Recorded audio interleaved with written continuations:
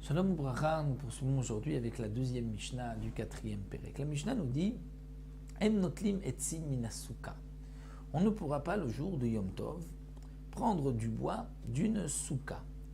Une souka, ça peut être la souka à Yom Tov, mais ça peut être aussi, dit Barthénora, même une souka qui n'est pas de mitzvah, une cabane, on a mis à Pessah ou à Shavuot. On ne pourra pas prendre du bois de cette souka, de cette cabane, parce que c'est ce qu'on appelle stirat oel. Nous avons ici une maison, une tente, un toit, et on va détruire ce oel. C'est interdit pendant Yom Tov. Et là, minasamour, là, on pourra prendre du bois qui se trouve à côté. C'est-à-dire, nous explique le Barthénora, on pourra prendre des roseaux qui sont à côté des parois, mais qui ne font pas partie de la paroi. Donc, on pourra les prendre le jour de Yom Tov. Et là, minasamoura. Donc, on ne prendra pas des etzim de la souka, mais on pourra prendre minasamoura. Donc, ce qui fait partie de la souka, qui fait partie du toit, ça, on ne pourra pas le prendre parce qu'il y a une stira de Oel, mais on pourra prendre de ce qui est à côté du dauphin, à côté de la paroi, si ça ne fait pas partie de la paroi. Un autre dit, nous enseigne la Mishnah, Mevim etzim minasade. On pourra ramasser donc du bois qui est déjà coupé dans le champ, qui se trouve bien sûr dans le trou, mina mechunaz, de ce qui a été ramassé déjà, qui a été réuni.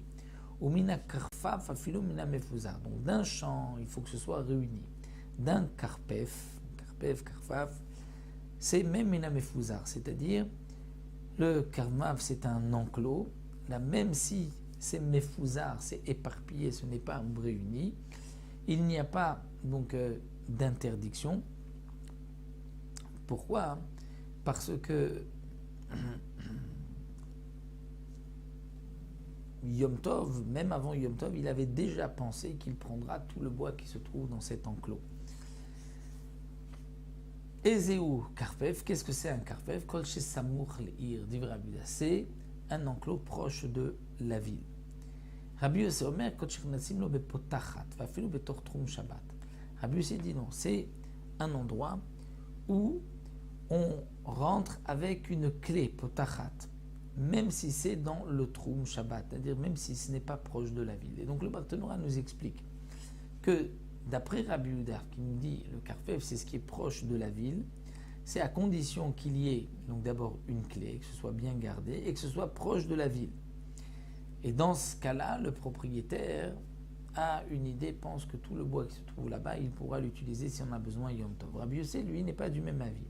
Il dit, dès qu'il y a une clé, c'est suffisant, même si c'est un peu loin de la ville, même si c'est vers la fin du trou, c'est-à-dire vers la fin des 2000 amot, malgré tout, on considère que le propriétaire a sa pensée sur ce bois-là, et donc on pourra le ramasser le jour de Yom Tov. Le Barthénora nous précise que le Tana de la Mishnah est un avis unique, mais que la halakha n'a pas été fixée ainsi dans la Gemara, et on ne pourra pas prendre du bois s'il n'a pas été réuni auparavant dans un enclos, et dans le champ, qui n'est pas donc clôturé, là on ne pourra pas, même si c'est réuni, parce que comme ce n'est pas gardé dans le champ, le propriétaire ne pensait pas, n'avait pas son esprit à se dire si j'ai besoin de ce bois, je le prendrai. Donc d'après le Tana de la Mishnah, on fait quand même différence entre un champ qui est ouvert, où là c'est seulement si on a réuni le bois qu'on pourra le prendre pendant Yom Tov, et un enclos fermé, là, même si ça n'a pas été réuni, c'est éparpillé, on pourra prendre pendant Yom Tov. Donc voici pour cette deuxième Mishnah. On se retrouvera Bezrat Hashem pour une prochaine Mishnah la prochaine fois.